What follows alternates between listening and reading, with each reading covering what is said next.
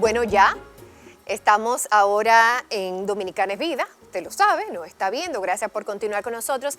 Y habíamos dicho que ahora vamos a recibir a Dulvis Mejía, quien es psicólogo clínico, psicólogo social con formación en España, es catedrático en la República Dominicana, a quien damos la bienvenida. Bienvenido. ¿Cómo está usted? Bienvenida, buenas Audelisa, tardes. sí, cómo no. Una vez más a este programa. Gracias por la invitación, Audelisa. Gracias por interrumpir su cuarentena y sus días de familia, pero usted tiene que hacer estos aportes a la sociedad dominicana. Profesor. Siempre estamos para servir. Gracias. Siempre estamos para servir. Gracias. Profesor, díganos, un grupo, una organización, ¿verdad?, puede influir en el comportamiento del individuo. Mira, Audelisa, ahí hay, yo creo que la pregunta de la razón de la psicología social.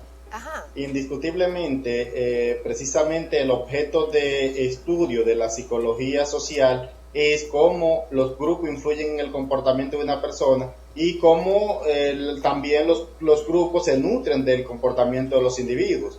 Lo que indica que indiscutiblemente hay conceptos para tratar ese tema que son fundamentales, como por ejemplo es el caso de la individuación, que es un concepto que hace referencia incluso a que una persona puede desindividuarse y actuar de manera ajena a lo que podría ser su voluntad y su comportamiento, su deseo de comportarse, su forma de pensar, pero que por la presión del grupo y por estar actuando con un objetivo grupal y no con un objetivo individual, puede desindividuarse. Eso es un concepto que se usa mucho, más para los temas que tienen que ver con lo malo, pero que indiscutiblemente también en el buen comportamiento tiene la influencia. Es decir, cuando se trata de que mató a alguien, a lo mejor se note más porque se quiere defender ante un tribunal que hubo una desindividuación, pero en ocasiones, o sea, con frecuencia, el tema del aprendizaje social se da y el tema de la conducta de las personas por el hecho de pertenecer a un grupo y de actuar y comportarse en consonancia con los intereses del grupo. Entonces lo que usted ha dicho es hay muy otro importante. Concepto que también vale la pena aquí, como esto es un tema corto, hay que seleccionar los conceptos muy básicos para llegar, que es el concepto de la influencia social. Y la influencia social es indiscutiblemente un tema que se da con frecuencia o se da en la vida cotidiana todos los días. ¿Por qué? Porque los seres humanos somos seres sociales y somos influidos, nuestro comportamiento está influido por los demás. Y cuando hablamos de eso, estamos hablando de que la conducta está motivada por dos razones fundamentales, que es por la satisfacción de una necesidad o por la satisfacción de un deseo. Si hay una necesidad o un deseo que necesita ser satisfecho y necesita de una motivación extrínseca, ya ahí estamos hablando de que vamos a necesitar una influencia social para que nosotros podamos responder de manera conductual, de manera permanente. La vida es así, somos entes sociales. Así es. No sé si con eso te aclaro o qué más podría abordar de ahí, porque con relación a lo que la audiencia podría estar esperando. Sí, entendí perfectamente.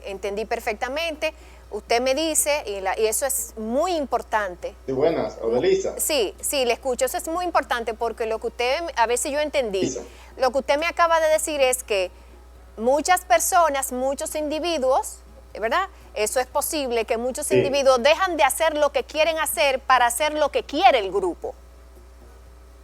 Perfectamente, eso es así. Es decir, la conducta de grupo, para que sea conducta de grupo y que cumpla con un objetivo determinado, imagínate tú que cada quien intente satisfacer a sus propios intereses y de manera individual actuar. Se caería en algo que no ayudaría a la funcionabilidad del grupo. Por eso los grupos llegan a acuerdos sobre el objetivo que se quiere y entonces desde ahí empieza el tema de la desindividuación y el tema de la influencia social y el tema de la presión social para cuando no se quiere caer no se quiere emitir el comportamiento, el tema de la obediencia social, que es la que permite que el grupo fluya hacia una determinada línea, y el tema también ya del conformismo y el contraconformismo, que son temas que se relacionan con qué tan cohesionado está el grupo sobre la meta que quiere conseguir. Muy bien, entonces uno es el individuo actuando solo y otro es el individuo actuando en grupo. Así que un mismo individuo puede tener comportamiento distinto cuando está solo y otro cuando está en su grupo. Claro, eso es así, porque está influenciado por los intereses grupales. Muy bien, paso a la siguiente pregunta, profesor. ¿Qué tenemos nosotros que observar que pueda predecir capacidad y la personalidad de alguien, de un individuo, de una persona humana? Esta pregunta tiene muchos elementos que por alguna razón son técnicas. En psicología nosotros tenemos por rama de estudio, por campo de estudio, el campo de la personalidad. Y cuando hablamos de personalidad, estamos hablando de ese patrón único de pensamientos, sentimientos y emociones que persisten a través del tiempo y de las situaciones. La mayoría de los psicólogos estaríamos de acuerdo en definir personalidad de esta manera. Entonces, desde un punto de vista técnico, la personalidad solo debe ser evaluada y medida por profesionales de la psicología a través de técnicas o herramientas que son que cumplen con criterios científicos, con dos conceptos clave, como es el tema de la fiabilidad o confiabilidad, que es que la prueba tiene una consistencia interna, y otra es el tema de la validez, que es que mide lo que dice medir. Entonces, en el contexto técnico, hablando de personalidad y hablando de lo que se debe observar, pues precisamente hay que ir a punto por punto. Ahora, desde el punto de vista más de la psicología popular, o de lo que nosotros podríamos estar tratando de buscar en la vida cotidiana sobre lo que vemos, ahí ya entonces estaríamos hablando de una observación. Y normalmente, más que personalidad, nosotros estamos observando rasgos de personalidad. Y esos rasgos de personalidad lo vemos muchas veces, no tanto ni siquiera con el concepto personalidad per se, sino más bien como actitud o como competencia. Es decir, con frecuencia queremos escuchar a alguien para ver si es competente para desempeñar una determinada función, o si tiene rasgos que se prestan para ese tipo de acción. Entonces ahí yo creo que esos son los dos puntos fundamentales, que cuando queremos ver a una persona para desempeñar una determinada función, que en psicología industrial, por ejemplo, que se usa mucho, se habla de perfiles de puesto, o se habla de lo que tiene que ver con las aptitudes y las competencias que se requieren en una persona para desempeñar una función determinada. Eso es lo primero que hay que ir a buscar. ¿Tiene las competencias para desempeñar las funciones para las que está siendo elegido?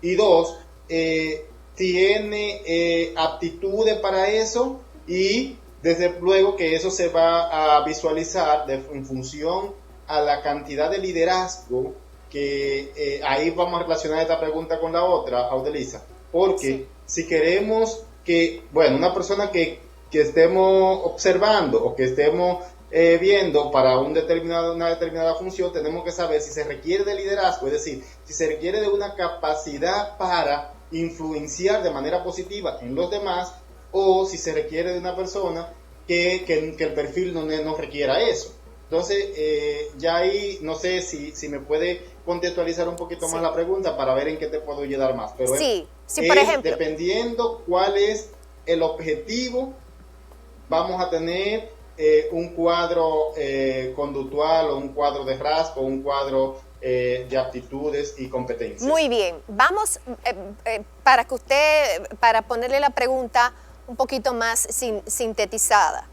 Nosotros conversamos con el profesor. Más al público. Sí, más al público. La voy a aterrizar como yo le aterrizo.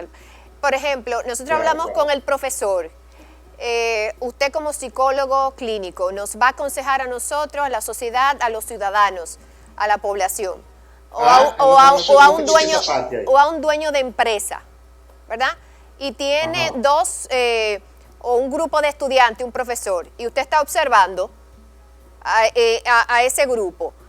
¿Qué busca usted cuando usted observa a unos estudiantes, vamos a suponer, en una competencia de conocimiento, un debate, o cuando usted ve a dos personas, usted es un gerente de recursos humanos y usted está evaluando a dos personas para un mismo puesto? ¿Qué usted observa para usted determinar cuál tiene más capacidad para el puesto que otro? Bien, mira, es que ahí que el tema se pone complejo por tratarse de el perfil. Es decir, cuando nosotros evaluamos, el perfil se tiene que correlacionar con el puesto. Es decir, si estoy observando una persona para un cargo gerencial, de ahí hacia arriba, tengo que buscar mucho liderazgo. Y ese liderazgo tengo que ver cuál es el tipo incluso de liderazgo. Porque si yo no quiero un autócrata, o no quiero una persona que no sea flexible, o quiero una persona que tenga ciertas habilidades de asertividad para poder transmitir de manera efectiva las ideas y que esta asertividad se pueda manejar. O sea, en un perfil de gerencia hacia arriba es requerido que haya asertividad, que haya liderazgo. En estas sociedades se requiere de ciertas habilidades democráticas y de personas con un criterio abierto, con cierta capacidad para influir en los demás, pero sin alterar su funcionamiento. Es decir, que no sea una persona pasiva, porque las personas pasivas tienden a no ser exitosas en términos de dirección y en la vida prácticamente, porque tienen muchos problemas de comunicación, pero que no sea agresiva, no tenga un estilo de comunicación agresiva, porque pasaría lo mismo. Entonces, porque en el corto tiempo a lo mejor una persona puede funcionar muy bien siendo agresiva o siendo pasiva, pero a la larga no va a pasar así, se va a destruir. Entonces, si es un cargo gerencial, indiscutiblemente los valores de liderazgo y la forma de cómo comunica y cómo puede llevar la idea para que otros las entiendan y la sigan es fundamental. Conectar, si ya es una función de otro nivel, tendría que darte otra explicación. No, por mí, por ahora, por asunto de tiempo, suficiente, bastante claro. Gracias por su participación y como siempre le vamos a estar invitando para que nos siga orientando sobre muchos otros temas de interés. Gracias, profesor.